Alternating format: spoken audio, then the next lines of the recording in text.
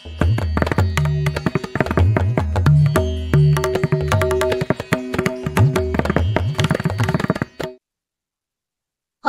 Health with Anupama Borgohain এই চেনেললৈ আপোনালোকক স্বাগতম জনালো। আজি মই আপোনালোকক অভাৰ থিংকিং বা অতিমাত্ৰা চিন্তা কৰাটো কেনেকৈ কম কৰিব পাৰি তাৰ তিনিটা শক্তিশালী আৰু ফলপ্ৰসূ কৌশল শিকাম। তাৰ আগতে মই যিসকলে নতুনকৈ মোৰ চেনেললৈ আহিছে তেওঁলোকক পুনৰ স্বাগতম জনাই মোৰ পৰিচয়টো দি ল'ব বিচাৰিলো। মই অনুপমা বৰগোহাঁই। মই এগৰাকী holistic health and life Koch. মই বহু বছৰ ধৰি অসম তথা অসমৰ বাহিৰৰ লোককো শাৰীৰিক আৰু মানসিকভাৱে সুস্থ, ৰোগমুক্ত, ঔষধমুক্ত এক প্ৰশান্তিময় জীৱন যাপন কৰাত পৰোক্ষ আৰু প্ৰত্যক্ষভাৱে সহায় কৰি আহিছো। মোৰ মিছন হল অসমৰ কমেও 1 কোটি লোকক ৰোগমুক্ত, ঔষধমুক্ত, চিন্তামুক্ত, প্ৰশান্তিময় জীৱন যাপনত সহায় কৰা। আৰু এই উদ্দেশ্যে মই fitassam.org নামৰ এটা সংস্থা প্ৰতিষ্ঠা কৰিছো, য'ত মোৰ লগত অসমৰ বিভিন্ন ঠাইৰ 9 গৰাকী সহযোগী আছে। আমি অনলাইন আৰু অফলাইনৰ যোগেদি নানা কৰ্মশালা অনুষ্ঠিত কৰি শাৰীৰিক আৰু মানসিক স্বাস্থ্য সজাগতাৰ সৃষ্টিৰ বাবে চেষ্টা কৰি আছো। মোৰ এই চেনেলটোৰ জৰিয়তেও আপোনালোকক এই সন্দৰ্ভত সহায় কৰিবলৈ নিয়মীয়াকৈ ভিডিঅ' দি আছো। আশা কৰো আপোনালোকেও ফিট আছাম মিছনৰ উদ্দেশ্য সফল হোৱাত সহযোগিতা জনাব আৰু এক ৰোগমুক্ত, ঔষধমুক্ত, প্ৰশান্তিময় জীৱন যাপন কৰাৰ দিহা পাবৰ বাবে মোৰ এই চেনেলটো ছাবস্ক্ৰাইব কৰিব, লাইক শ্বেয়াৰ কৰাৰ লগতে আপোনালোকৰ মতামতো লিখি প্ৰেৰণা যোগাই যাব। এতিয়া আমি বিষয়বস্তুলৈ আহিছো। আপোনালোকৰ মাজত যিসকলে অতিমাত্ৰা চিন্তাৰ সৈতে যুঁজিছে আৰু ইয়াক কেনেকৈ অতিক্ৰম কৰিব পাৰি সেই বিষয়ে শিকিব বিচাৰিছে, তেওঁলোকে কিন্তু প্ৰথমে অতিমাত্ৰা চিন্তা কিয় হয় তাৰ মূল কাৰণটো প্ৰথমে চিনাক্ত কৰক। আপোনালোকৰ মাজত কি কাৰণে বাৰু অতিৰিক্ত চিন্তাৰ সূচনা হয়? ভয়, উদ্বেগ নে আন কিবা? আপুনি কমেন্ট বক্সত লিখিবচোন।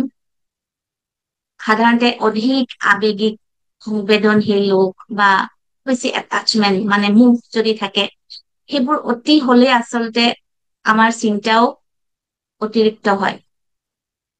আৰু এতিয়া আহক আমি সেই অতিমাত্ৰা চিন্তা কৰাটো কেনেকৈ নিমিষতে বন্ধ কৰিম তাৰ 3টা উপায় বা 3টা পদক্ষেপ।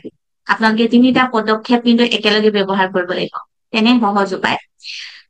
এতিয়া তাৰ আগতে মই জানিব বিচাৰিম আপোনালোকে শেহতীয়াকৈ আপুনি কিহৰ বাবে অতিমাত্ৰা চিন্তা কৰিবলৈ বাধ্য হৈছে? আপোনাৰ চাকৰি, সম্পৰ্ক, স্বাস্থ্য নে টকা পইচা? কি কাৰণে আপোনালোকে অধিক চিন্তা কৰিছে এই বৰ্তমান মুহূৰ্তত? আমাৰ জীৱনৰ বিভিন্ন সময়ত বিভিন্ন কাৰণত আমাৰ চিন্তা অতিৰিক্ত হব পাৰে। বৰ্তমান মই কৈছো আপোনালোকে যেতিয়া এই ভিডিঅ'টো চাই আছে তাত এই সময়খিনিত আপোনালোকে বাৰু কি কাৰণে অধিক চিন্তা কৰি আছে বা অতিমাত্ৰা চিন্তা কৰিছে? আপোনালোকে নিজেই নিজৰ মনতে সেই উত্তৰটো দিবচোন। এতিয়া আপুনি যিটো বা চাকৰিৰ কাৰণে যদি চিন্তা কৰিছে, বেছিকে সম্পৰ্ক বা স্বাস্থ্যৰ যি কাৰণে আপুনি চিন্তা কৰিছে তাৰ এটা বিষয় লওক যিটোৱে আপোনাক অতিমাত্ৰা চিন্তা কৰিবলৈ বাধ্য কৰিছে। হয়তো আপোনাৰ গোটেইকেইটা বিষয়ৰ লগতে জড়িত আছে আপোনাৰ অতিমাত্ৰা চিন্তা, কিন্তু কিবা এটা বিষয়ত অধিক হয়তো থাকিব পাৰে। তেনেকুৱা এটা অতিমাত্ৰা যিটো বিষয়ে আপোনাক চিন্তা কৰিবলৈ বাধ্য কৰিছে সেই বিষয়টো লওক আৰু তাৰ পৰা আপুনি এতিয়া মই কৈ যোৱা নিচিনাকৈ 3টা পদক্ষেপ প্ৰয়োগ কৰিব। প্ৰথম পদক্ষেপটো হব আপোনালোকে আপোনাৰ চিন্তাধাৰাৰ মালিক হওক। অৰ্থাৎ আপুনি সাধাৰণতে কয় যে মোৰ মনটোৱে অতিমাত্ৰা চিন্তা কৰিছে, মোৰ মনলৈ বহুত চিন্তা আহিছে, মনটোৱে চিন্তা কৰিছে, সেই বুলি কয়। আপুনি এতিয়া সেই বুলি কোৱাৰ পৰিৱৰ্তে আপুনি কওক মই অতিমাত্ৰা চিন্তা কৰিছো, মই কৰিছো চিন্তা, মোৰ মনটোৱে নাই কৰা, মই কৰিছো, এই বুলি কবলৈ আৰম্ভ কৰক। কিয়নো আমি যেতিয়া ভাষা বা আমাৰ শব্দৰ সৰু যদি পৰিৱৰ্তন কৰো, সিও কিন্তু বহুত গুৰুত্বপূৰ্ণ ভূমিকা লয় আমাৰ মনটো বা আমাৰ চিন্তাবোৰ সলনি কৰাত। যেতিয়া আপুনি কয় যে মোৰ মনটোৱে অতিমাত্ৰা চিন্তা কৰিছে, তেতিয়া আপুনি নিজকে আপোনাৰ চিন্তাৰ পৰা পৃথক কৰি ৰাখিছে, যাৰ ফলত অতিমাত্ৰা চিন্তা কৰা বন্ধ কৰাটো অসম্ভৱ হৈ পৰে। কাৰণ মই অতিমাত্ৰা চিন্তা কৰিছে বুলি কলে আপুনি আপোনাৰ চিন্তাৰ মালিকত্ব লৈছে।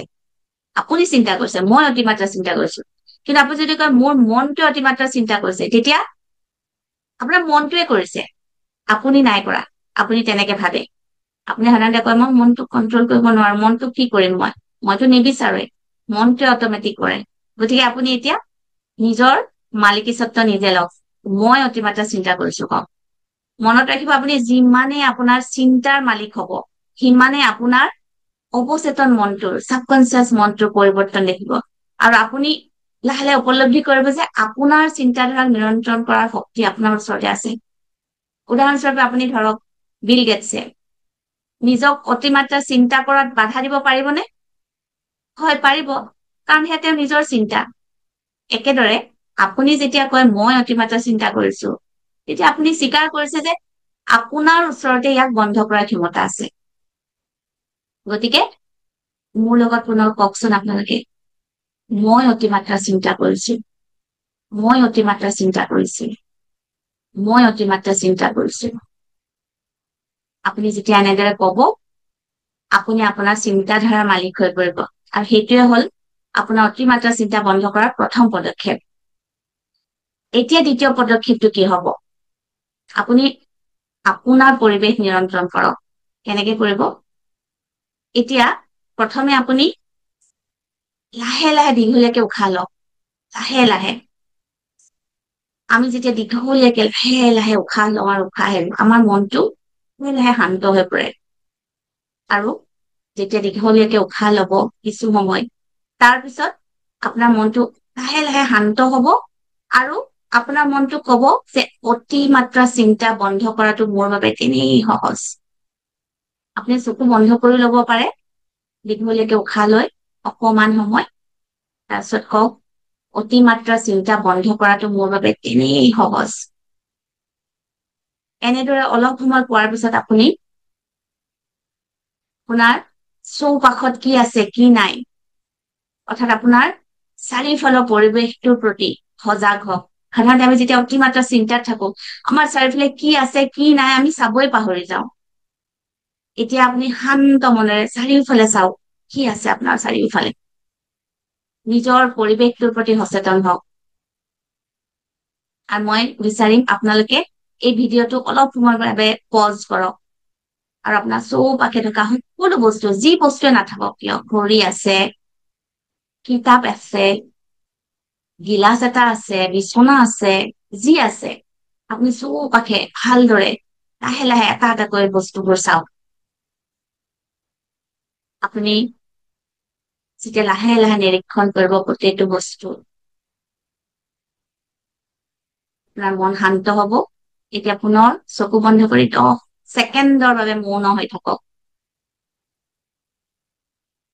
আমি যেতিয়া নিজৰ পৰিৱেশটোৰ প্ৰতি সচেতন হওঁ, আমাৰ মনটোৱে নিজেই নিজে চিন্তা কৰাটো বন্ধ কৰি দিয়ে আৰু আমি বৰ্তমানৰ মুহূৰ্তলৈ আহিম। এতিয়া আপুনি আপোনাৰ কোঠাটোত কি শব্দ হৈছে ভালদৰে শুনিবৰ চেষ্টা কৰক। আমাৰ কোঠাটোতো বা ওচৰে পাজৰে যি শব্দ হৈ আছে শুনিবৰ চেষ্টা কৰক।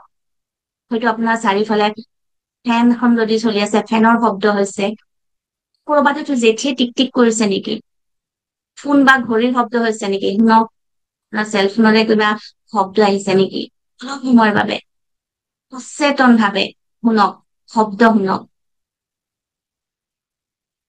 এতিয়া পুনৰ ভিডিঅ'টো পজ কৰক, শুনি লওক আৰু পুনৰ চকু বন্ধ কৰি 10 ছেকেণ্ডৰ বাবে মৌন হৈ থাকক। এতিয়া আপোনাৰ নিজৰ শৰীৰটো অনুভৱ কৰিব আৰম্ভ কৰক। যদি বহি আছে তেন্তে আপোনাৰ ভৰি দুটাই মাটিত স্পৰ্শ কৰা অনুভৱ কৰক। ভৰিৰ পৰা লাহে লাহে ওপৰলৈ নিজৰ চেতনা আনক, সমগ্ৰ শৰীৰলৈ লাহে লাহে লাহে লাহে নিজৰ হাত দুখনৰ উষ্ণতা অনুভৱ কৰক, লৰচৰ কৰক। হাত দুখনে নিজৰ মূৰত, হাতত, হাত এনেকে স্পৰ্শ কৰক। আপোনাৰ চৌপাশৰ প্ৰতি, আপোনাৰ শৰীৰৰ প্ৰতি আপুনি সচেতন হৈ থাকিলে আপোনাৰ চিন্তাক নিয়ন্ত্ৰণ কৰি মনটোক শান্ত কৰি তুলিব পাৰিব। এতিয়া পুনৰ কওক, মোৰ মন সম্পূৰ্ণ শান্ত আৰু মুক্ত। দুবাৰমান পুনৰ কওক, মোৰ মন সম্পূৰ্ণ শান্ত আৰু মুক্ত। এতিয়া 3 নম্বৰ পদক্ষেপটো হল হো'প'ন'প'ন'।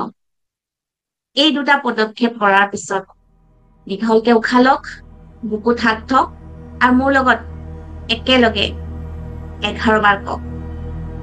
আই am sorry, please forgive me, thank you, I love you, I am sorry, please forgive me, thank you, I love you, I am sorry, please forgive me, thank you, I love you, I am sorry, please forgive me, thank you, I love you, I am sorry, please forgive me, thank you, I love you, I am sorry, please forgive me, thank you, I love you, I am sorry, please forgive me, thank you, I love you, I am sorry, please forgive me, thank you, I love you, I am sorry, please forgive me, thank you, I love you, I am sorry, please forgive me, thank you, I love you, I am sorry, please forgive মি,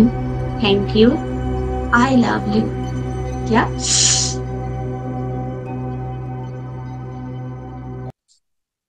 যেতিয়া আপুনি এই তিনিটা পদক্ষেপ একত্ৰিত কৰে, অৰ্থাৎ আপোনাৰ চিন্তাৰ মালিক হয়, আপোনাৰ পৰিৱেশ আৰু শৰীৰৰ প্ৰতি সচেতন হয়, তাৰপিছত হো'পোন'পোন' কৰে, তেতিয়া আপোনাৰ মনটো সম্পূৰ্ণৰূপে শান্ত হব। আৰু যেতিয়াই আপোনাৰ মনলৈ অতিৰিক্ত চিন্তা আহে, অভাৰ থিংকিং আপুনি কৰে বুলি আপুনি নিজে যেতিয়া গম পায়, বুজি পায়, যিহেতু বহু লোকে মোক সুধিছে, কৈছে, আপুনি আপোনাৰ চিন্তাৰ দায়িত্ব লব আৰু এই তিনিটা কৌশল প্ৰয়োগ কৰিব। এনেদৰে কমেও আপুনি যদি 40 দিন কৰে, কোনোদিনে আপুনি অতিৰিক্ত চিন্তাৰ বোজাত ভাৰাক্ৰান্ত নহব। আৰু আপোনালোকে এনেদৰে কৰক আৰু আপোনালোকৰ মতামত মোক জনাওক। আপোনালোকে যি কি ফল পাইছে জনাব, 40 দিন কৰাৰ পিছতো জনাব। আৰু এই ভিডিঅ'টো যদি ভাল পায়, আপোনাৰ সকলো বন্ধু বান্ধৱী আৰু আপোনসকলৰ লগত শ্বেয়াৰ কৰি দিব। অশেষ ধন্যবাদ। সকলো ভালে থাকক, কুশলে।